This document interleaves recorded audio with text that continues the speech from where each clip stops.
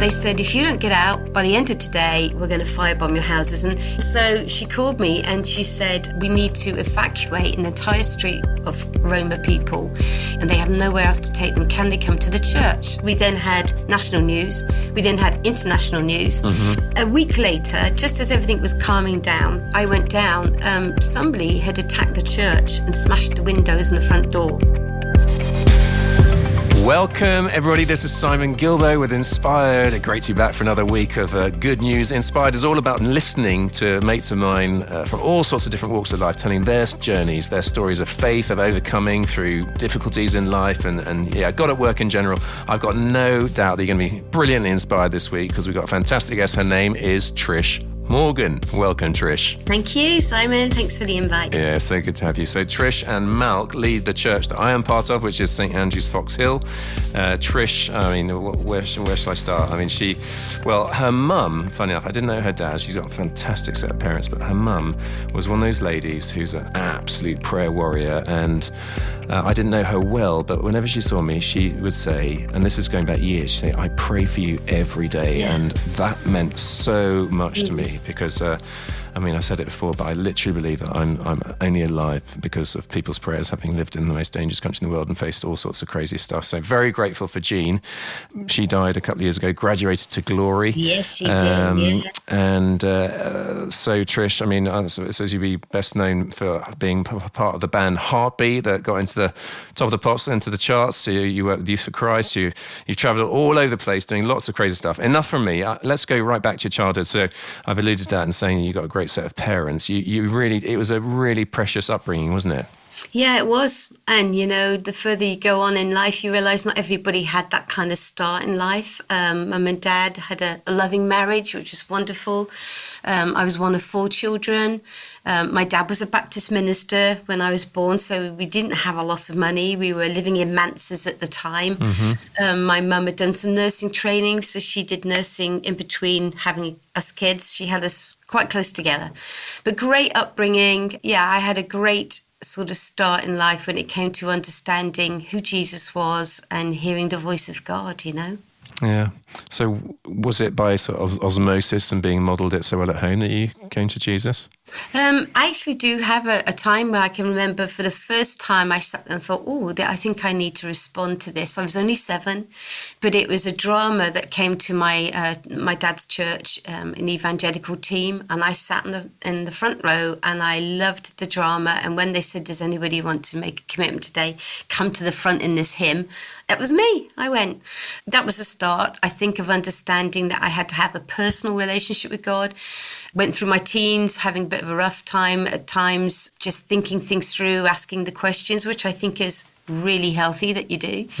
But couldn't get away from the core things of who Jesus was, what he said he did, and really seeing it practically worked out in my family's life, how God answered prayer so many times to the point that you just thought, this has to be real, this has to be God.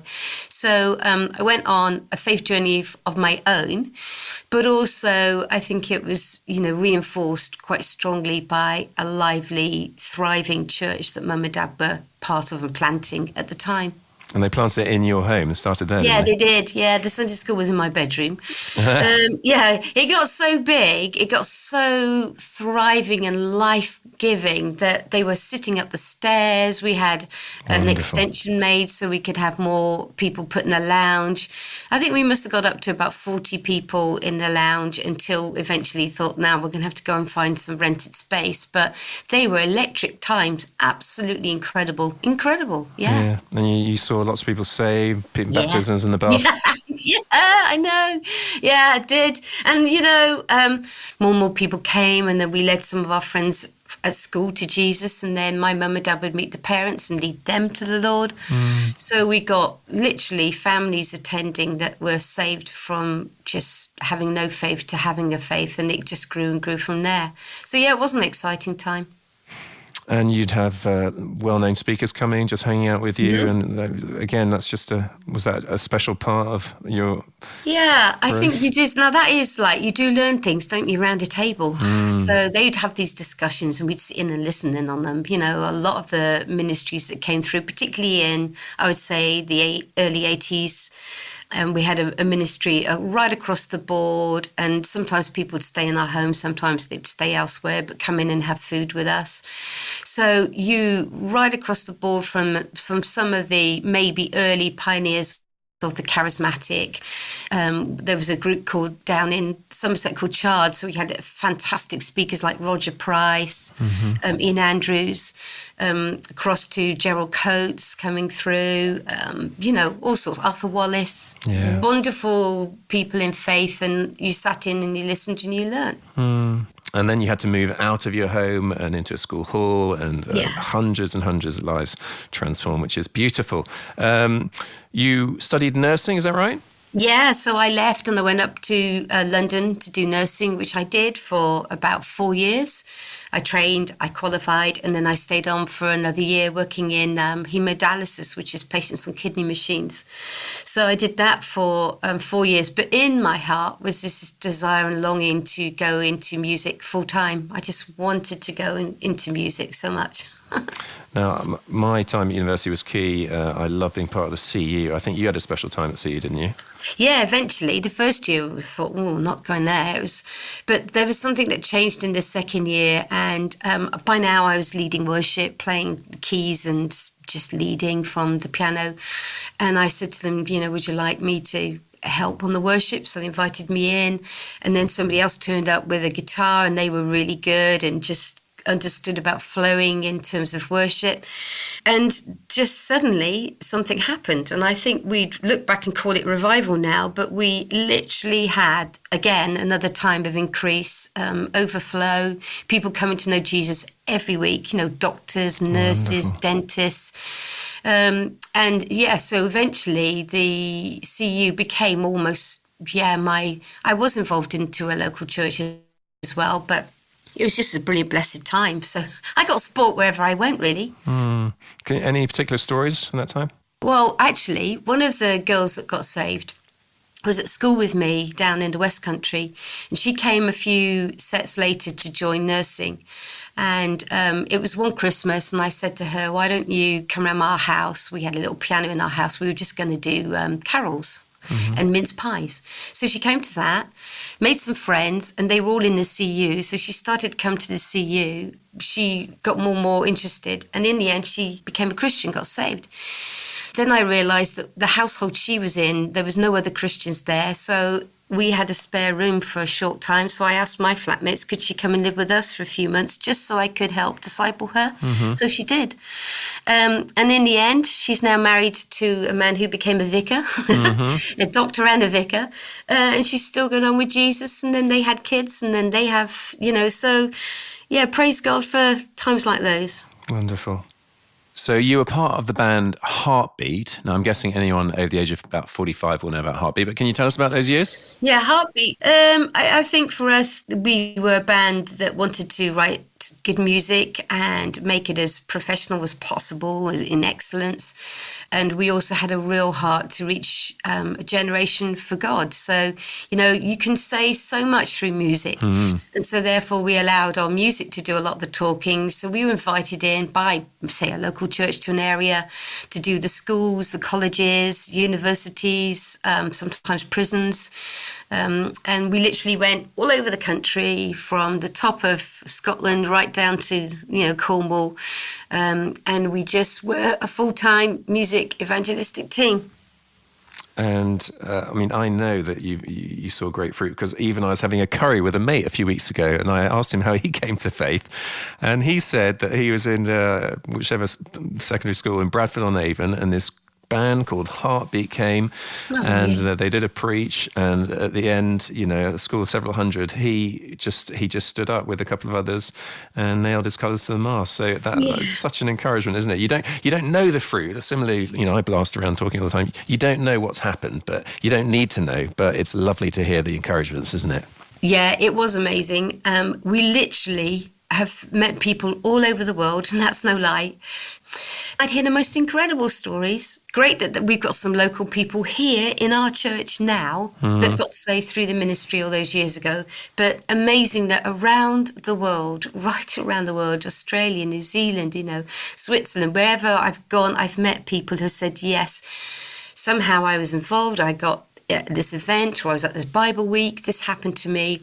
And from there, I was in South Africa leading worship, and this man at the back was an airline pilot for Swiss Air. Mm-hmm. And he spoke to us afterwards and said he became a Christian at one of our concerts, went home, led his family to Jesus, the whole lot. Mum, dad, sisters, the Brilliant. whole thing. They all got baptized. And then, I just hear that story. It's like pulling a thread, and you have no idea when you're sharing and singing and communicating about the good news, what is going to happen. And that's the loveliest thing about just telling it, just saying it, just singing it.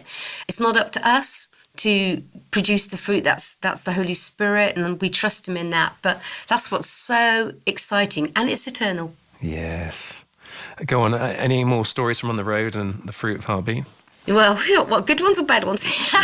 Go on, both. We had rubbish accommodations sometimes. I mean, I could write a book of places what we have stayed in and how awful they were. But you could do a few of those. Yes. Ah, dearie me. I was put in a hallway once for a few nights, Nice. and around my bed, he was making a table, and all the wood shavings were everywhere. So, I had to climb over wood shavings to get into my bed and out. I just think, what? I think, you do it when you're young. I just wouldn't do it now. I think I'd either ask for a brush or I'd go somewhere else, So we did see amazing things. We had some young people come to us in an event at the end, and there was one girl, her hair was wet. And she said, I've just been called by my friend. She told me we had to come down now, and I was washing my hair. So I came down to see what was going on at the end of this concert. It just hundreds and hundreds of people milling around, and there'd been a massive response to the good news of Jesus. And she said, so this is amazing. She said, but what's so funny is, she said, as I've come into this building, I started to speak this funny language. And I said, like what? So she just, and it was tongues. And I said to her, wow, I said, well, actually what this is the Holy Spirit giving you a new language. And she goes, okay. I said, do you know much about Jesus? Yeah, a little bit. I said, well, let me explain who he is and where this fits into the story. So we shared Jesus with her, and she stood there, and her friends just all got saved. She got saved. But she was already, at that point, I believe, filled with Spirit. And it blew our minds. We thought, what? You can walk into a place, soak up an atmosphere, suddenly speak in tongues, and not have had the ABCs. Yeah. And, that's what we loved about what we did. It was out of the box. It was extraordinary, unpredictable. And that's my kind of, that's where I love to swim. Yeah. That's me. It was just phenomenal. And there was a few of those incidences, like people got healed in our meetings. They'd come afterwards going, there's one young boy went to Malc, said, look at my wrist. And Malc goes, yeah, that's the wrist. And, I can move it. Yes, you can move it. Yes. No, he said, I broke it so badly that it set wrong, and they were going to bring me in to break my bones to reset it. He says, but tonight the searing pain came through my hand and the heat, and now I can move it. I've got total flexibility. And he'd been healed. So we realized that if all we did was glorify God, give him the honor, give him the point upwards and say, no, it's all about him. Tell the truth, share the gospel, believe that his love has no limits, his power has no measure, then he will do the stuff. And that's what we learned. And hopefully, Simon, we still believe that now, and we still trust God for those kind of things to happen today. Yeah. It makes me think back to Chrissy Chapman. We shared her testimony maybe about 18 months ago when she died. She graduated to glory. But she, going way back, her story was that she'd been released from hospital for the weekend in a wheelchair. Everyone expected her to die. She was bald, and she came back at the end of the weekend, rolling her wheelchair into the hospital with a full head of hair that had grown over the weekend. And when the doctor turned around and saw her, the doctor had been treating her, and he touched her head, he fell to his knees, speaking in tongues. And, he wasn't yet a believer. I mean, that's just so out of the box, isn't it? And he ended up on the mission field as a missionary doctor. I think it was 11 of the people, various nurses and practitioners that had been working with Chrissy, gave their lives to the Lord on the back back of that unbelievable miracle. And yeah, I mean, it's amazing, isn't it? Truly, I mean, God isn't constrained by our boxes, because that No, he's doesn't not. seem to fit what would be my nice, tidy theological pattern. Yeah. You had some secular chart success. How motivated were you? How excited were you by that? Yeah, we got stirred in the season in the 80s about being a voice to the nation. There wasn't a lot of godly voices happening at the time. So we thought as a team, well, what could we do? Well, okay, we'll write a song and release it into the charts and see what happens. We were gigging a lot. We had a huge following around the country. So yeah, in those days you went out and bought singles. So we wrote Tears from Heaven. We released it just as they were releasing it, and it was going into the charts. I was heavily pregnant with twins. So I was actually in hospital giving birth to twins when the song charted, which is, yeah. So I missed my mum at the bin on Top of the Pops, but, you know, we were all part of a team. I was just really humbled in being able to be a co-writer on it. I co-wrote many other songs as well.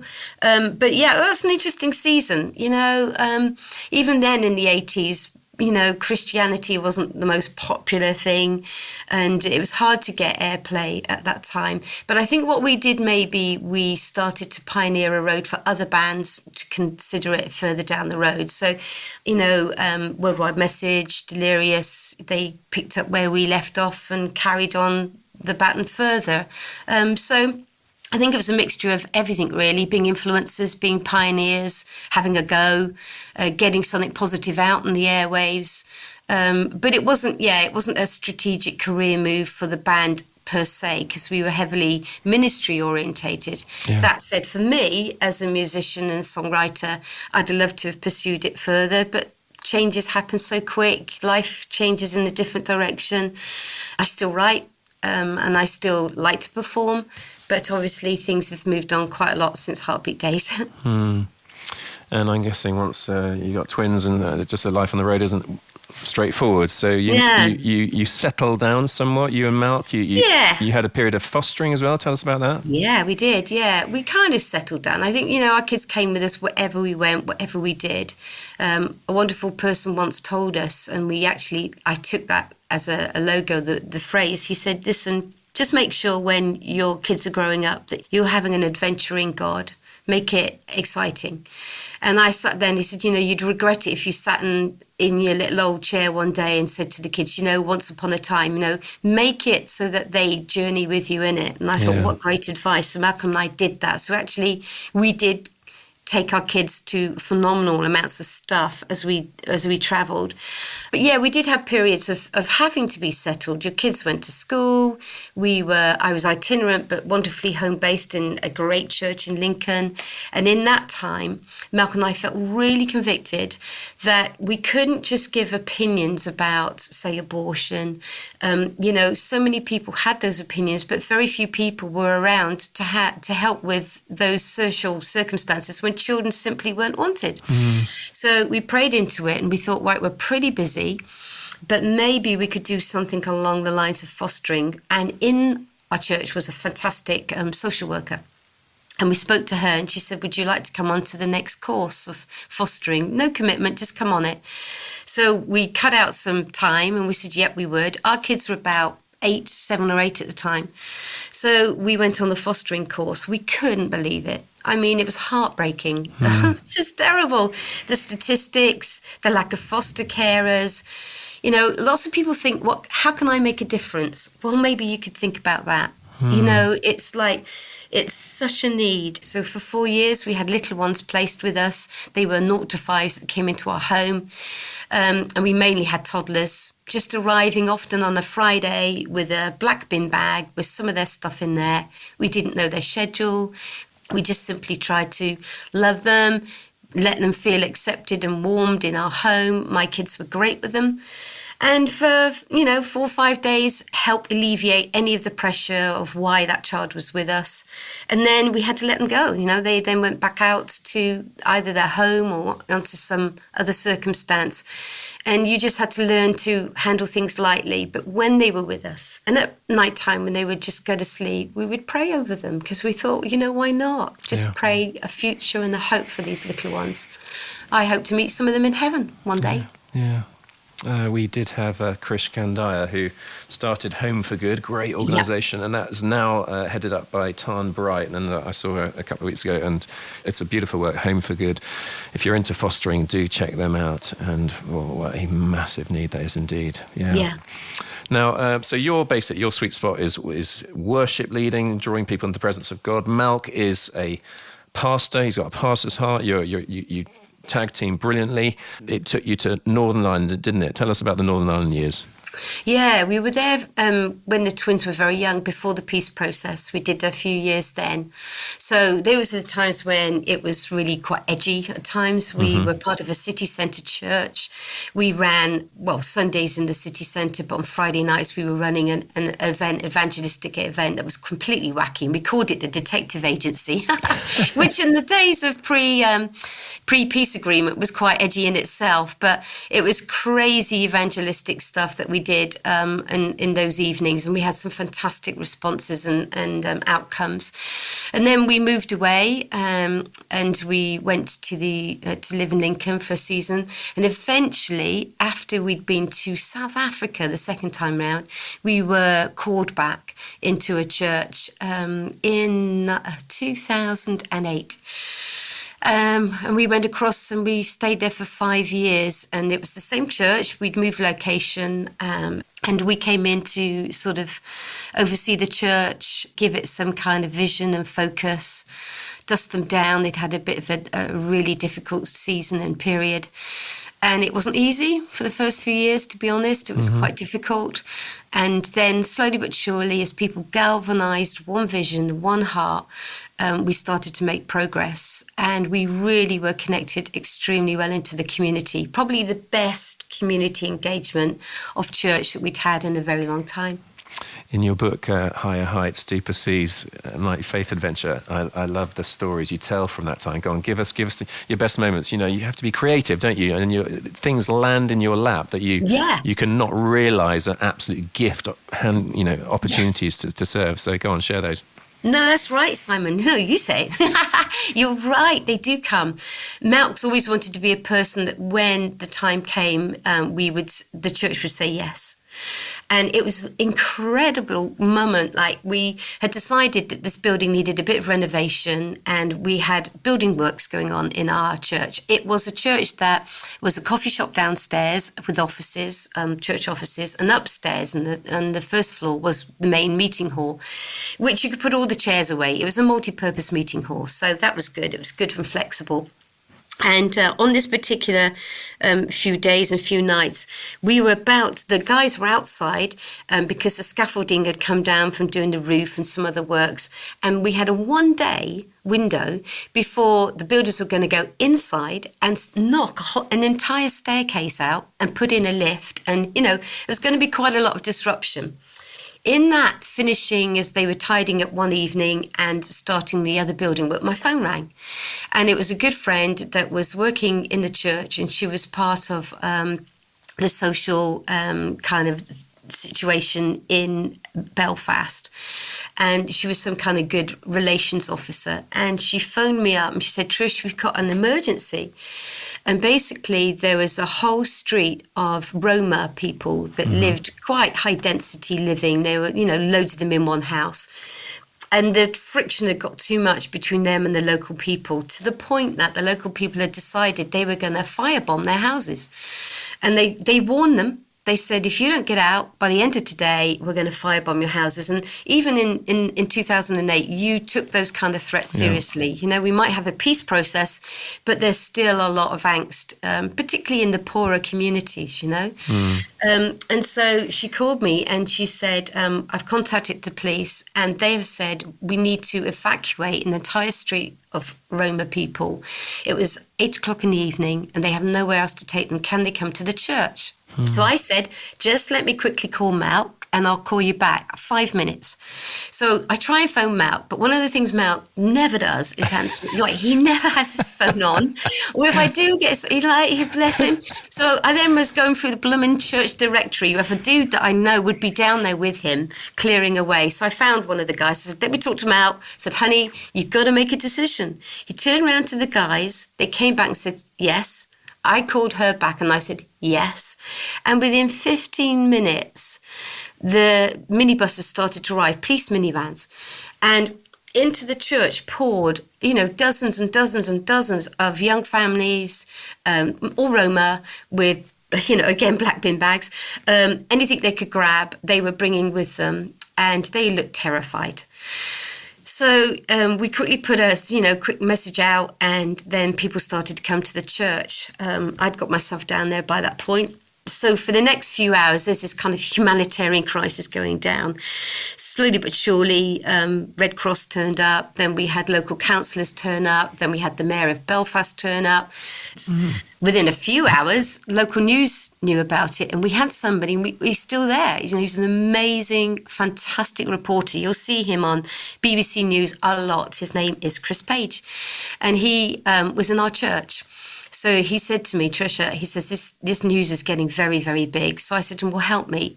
So he and I, between us, made a plan of how to handle all the interest, because we then had news gathering. We had national news. We then had international news. Mm-hmm. So by the next morning, because they all stayed overnight, local people brought sandwiches, they brought mattresses, landlords helped out.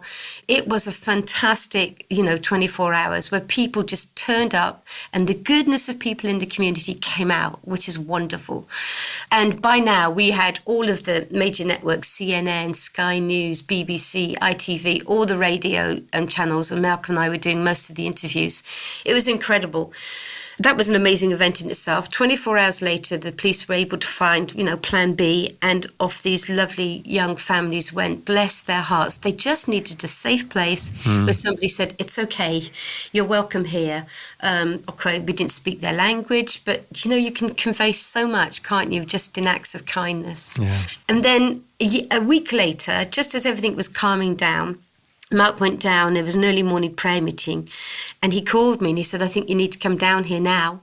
There's been an incident. And when I went down, somebody had attacked the church and smashed the windows and the front door. There was glass everywhere with bricks. And I went, oh. And he said, yeah. I went, right. Well, of course, the police were involved. Then the media get to hear of it. And now we start getting politicians turning up because they're thinking this is a race hate incident and all that kind of stuff. And this is somebody getting their own back at us for being kind to that community, and you just never knew, really. So it all kind of, had a second life. It blew up again. More and more media interest came. But the biggest pivotal thing that happened, I think, on this one was we were then approached by the office of Martin McGuinness. Wow. And they said he would like to come and visit you. Now, by now, Martin was the Deputy Prime Minister of Northern Ireland. He'd come on a massive journey from the time when he was a commander in the IRA.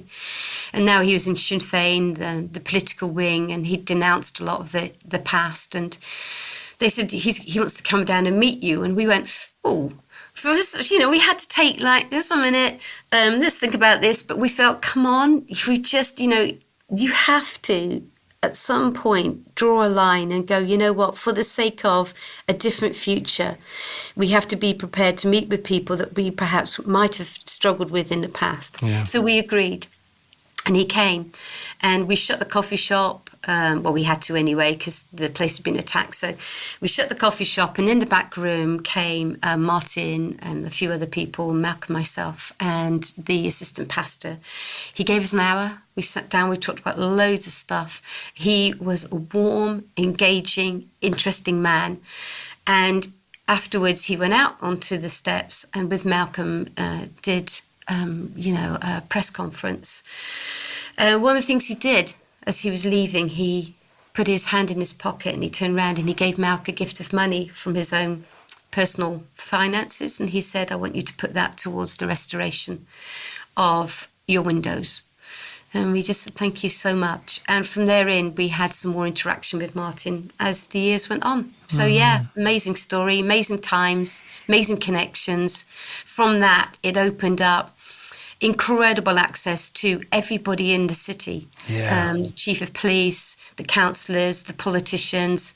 Interestingly enough, we were by default a Protestant church, but we were trying to sort of reach out to anybody and everybody in the sake of modelling something different. But yeah, we were Protestant in our culture, but it was actually, we had more to do sometimes with the politicians that represented Catholic communities than we ever did Protestant ones. And that was interesting as well. So yeah, an amazing time, Simon.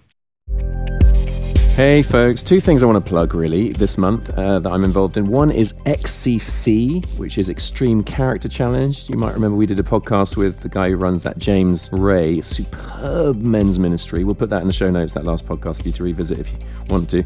And they do them in Scotland, in Wales, in England, and they are just brilliant. So you are a man or you know a man, that's all of us. I would highly recommend getting involved with that. So go to extremecharacterchallenge.com. Again, we'll put that in the blurb. Secondly, I'm off to Burundi for 10 days of our annual cycling fundraiser. If you are a cyclist, if you know a cyclist, would you want to sign up for next year? It's a superb experience. Honestly, I would wish it on anyone meeting our ministry partners as we drive around. Please, if you wanted to sponsor us, you know that this is a Great Lakes Outreach podcast, working in the hungriest and the poorest country in the world. That is precious, broken, beautiful Burundi. So if you wanted to sponsor us, please go to greatlakesOutreach.org/inspired. And if you're grateful for the podcast, if you've got any spare cash you want to send our way, that'd be beautiful. All right, let's get back to the podcast.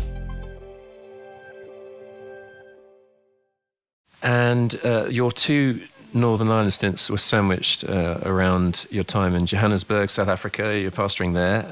Again, time is short in terms of sharing everything, but I loved your bike race story. Tell us about that. Yeah, the bike race. Yeah, like we said earlier, we want to be a church that says yes. And Malc and I had gone to work alongside a lovely couple that were trying to grow a church in the Randburg area. And we went and joined them.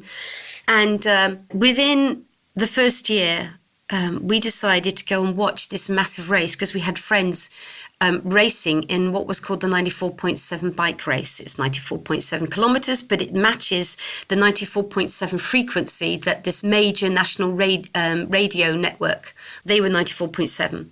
So we went to watch this, we cheered our friends on, and then we went into a coffee shop afterwards. And then we noticed that there was a letter on the wall, and it was apologising to businesses and local churches in the areas that were affected by this race. And it was apologising, saying, we're sorry for the disruption. We thought, well, it's only once a year. So we spoke to the cafe owner and said, can we take this letter to our church leaders, please? Because the route of the 94.7 bike race went past our church. We took it to the leadership. We'd only been with them for about a year, so they were getting used to us Morgans. But we said, look, could we possibly, instead of trying to moan about the fact that we can't hear ourselves singing to Jesus with the bike race going by, why don't we close our doors? Why don't we get onto the street and cheer the bike race on? Well, yeah, there was a lively conversation about that. Most people thought it was a good idea. A few people, not sure, perhaps we should keep the church open and have a prayer meeting instead. And we said, no, we think there's some power in saying we are going to close our doors and go and support the bike race. So they agreed.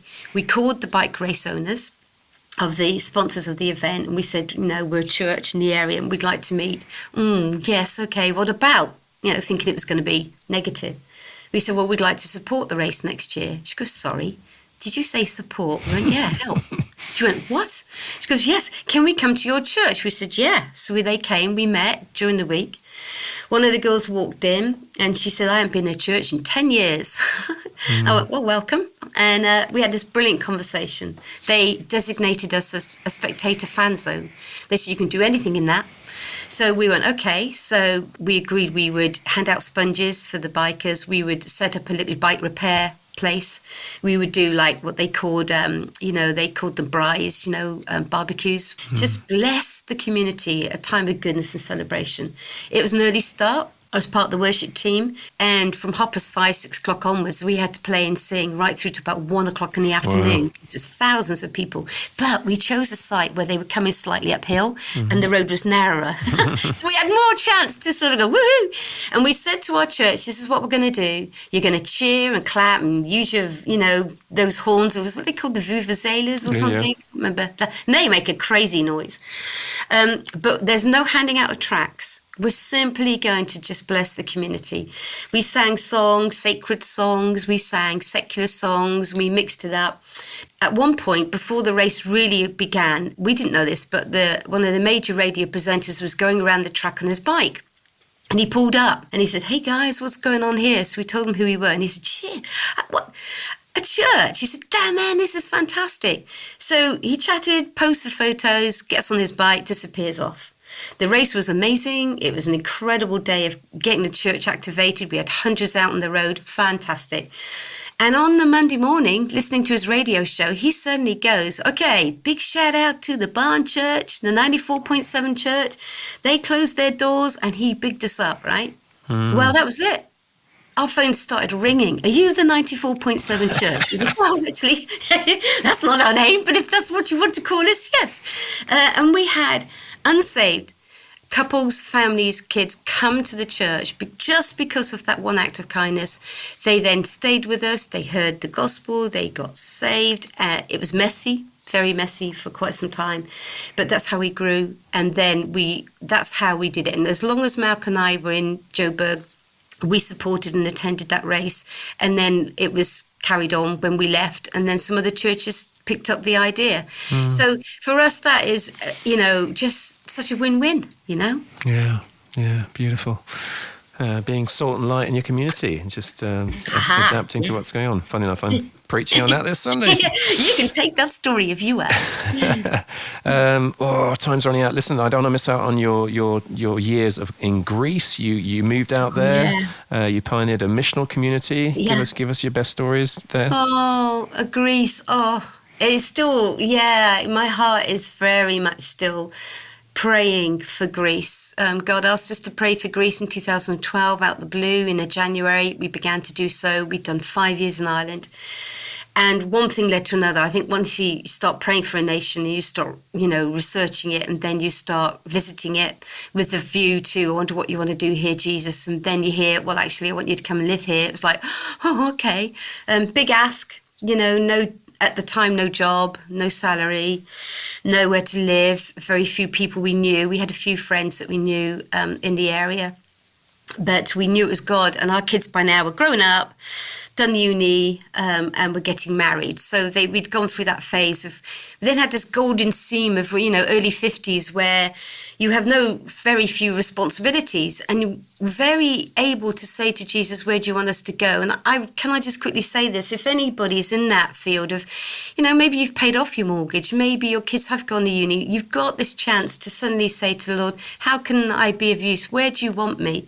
It might only be 3 months, 6 months, a year, but there is an adventure to be had. Yes. There is. And there is a moment, and there are ministries all over the world crying out for mature, spirit-filled believers to go and join them for a season. We could have done with that so much in Greece. Malc and I were sent from a church in Liverpool that had overseen our work in Ireland. So we had good relationships. They prayed us out. They sent us out. We went and we pioneered a missional community in Greece. We had a heart to reach the Greek people. They are so under-evangelized. They might be Orthodox, but they really, they have a belief which is enmeshed into their culture, but there's a lot that they don't understand and they don't hear. I mean, the most of the priests will speak in ancient Greek, in a language that most people don't understand. And so there's very little gateways for people to understand, the modern story, the good news of Jesus in their everyday world and language. So we just went to love people, live there, be incarnate, and see God do a work. And he did. And we were grateful for the amazing times we had as we shared Jesus, took the coffees, earned the brownie points, and in time led people to Jesus, mainly through an Alpha course, which had been translated, properly translated, not your Google, YouTube translate. If you do that, you get some terrible things coming up on screen. Properly translated many years ago, when Nicky Gumbel was, a little bit younger, his trousers were like Simon Cowell, and he was telling stories about Princess Diane, that old, but our lot loved it. And we did it one-on-one with our community. We could never do a course because the Greeks never know from one week to the next what they're doing, but we did one-on-ones and they got saved. And I'm so grateful for Alpha, so grateful for dear Nicky Gumbel. If ever I meet him, I'd like to say a big thank you. But anyway, we then were aware that more and more Syrian young men were coming into our area and into Athens particularly. And so much so that one of our friends asked us, would we go and help them for a season? She was Greek. And she'd married a Syrian man years ago, and he'd become Greek Syrian. So they were based in Athens, and his phone was just red hot, being called all the time. 3:00 in the morning, a dinghy of young men screaming for help, nowhere to go. Could he phone the Coast Guard? And slowly but surely, they were filtering themselves down into Athens. So we went and helped them for a season and started to meet some mainly young men. The first lot that came through were young men that were escaping being drafted into the military. So they were in their early 20s.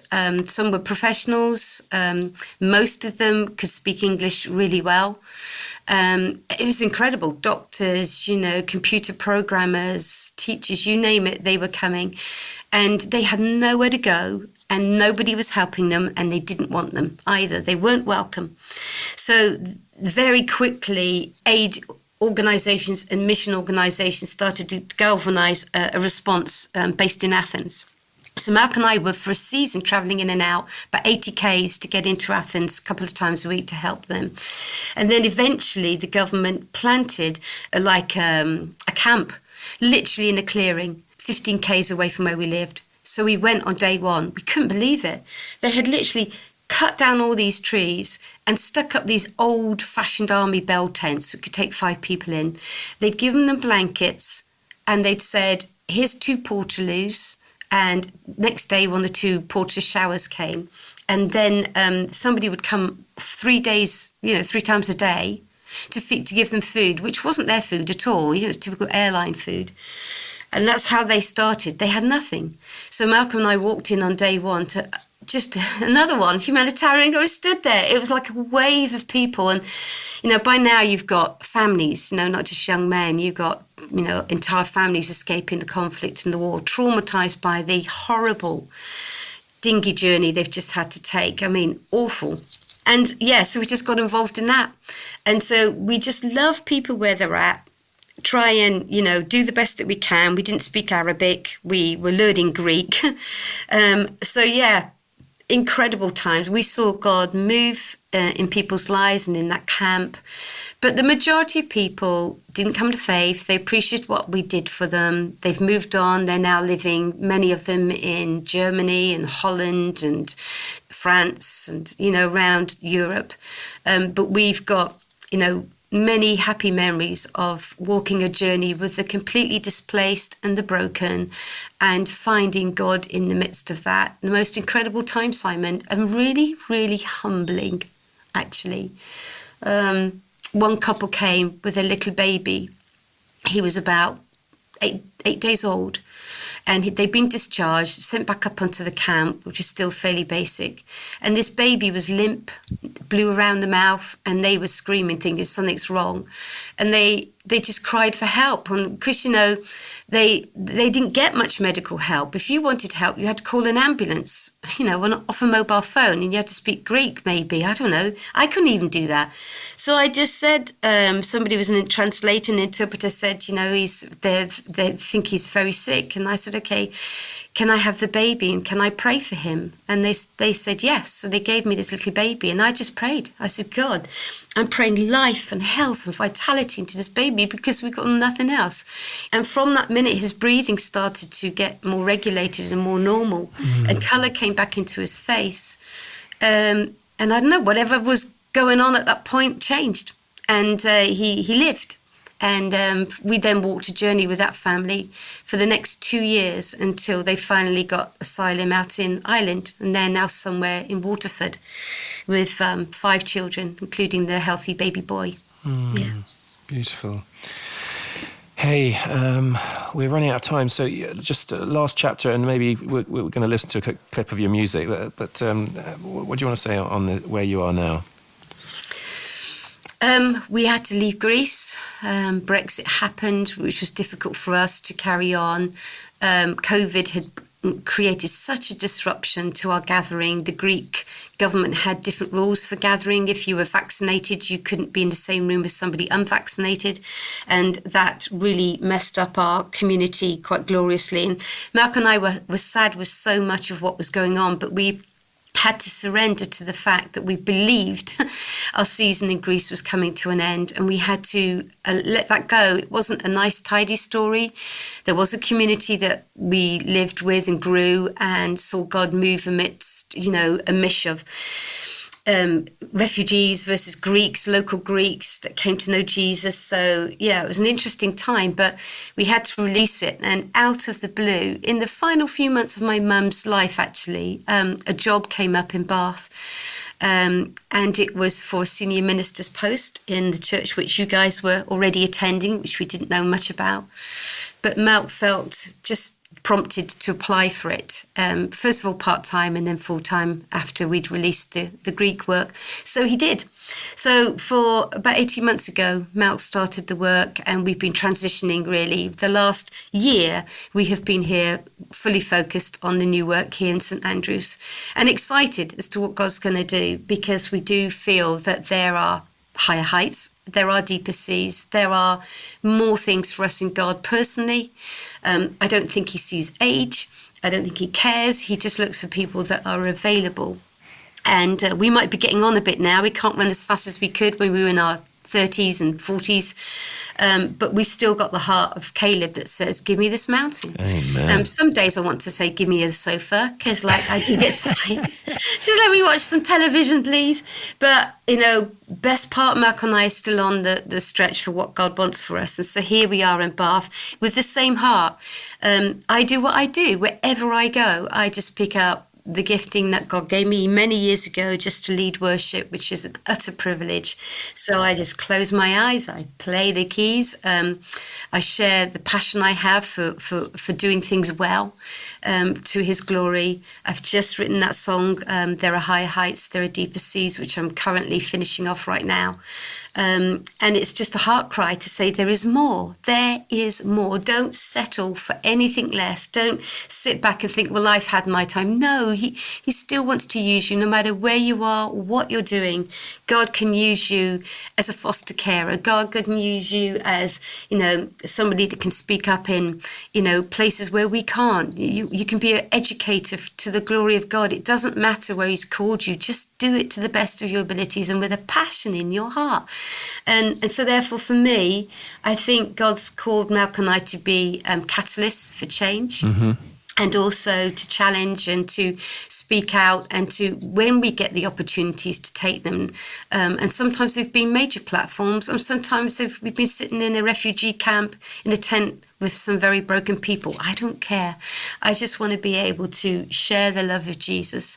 And so therefore right now I'm looking for me personally, oh Lord, where do you want me? What opportunities can I see coming towards me? I pray there will be many more to be able to share the good news of Jesus. So that's where we're at right now. Wonderful.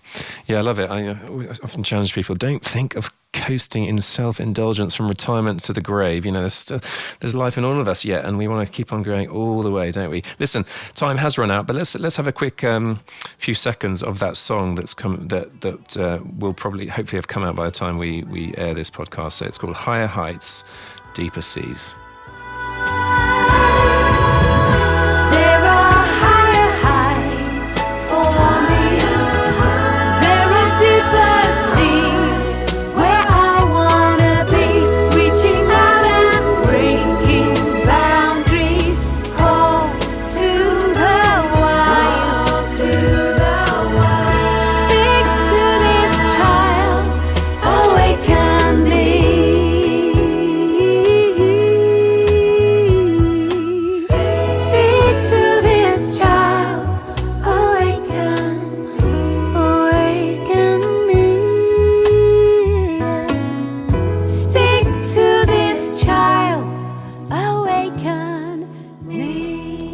So, Trish, it's been an absolute treat to listen to you. Can you just tell us how we can either get that song or get your book or keep in touch with you? Yeah, thank you so much, Simon. Really appreciate this opportunity. Amazon is where you'll find my book, which is already out, called Higher Heights, Deeper Seas. You can find me on Facebook. I've got a Trish Morgan singer-songwriter Facebook page. I don't have a web page. I think they're the best places you can find me.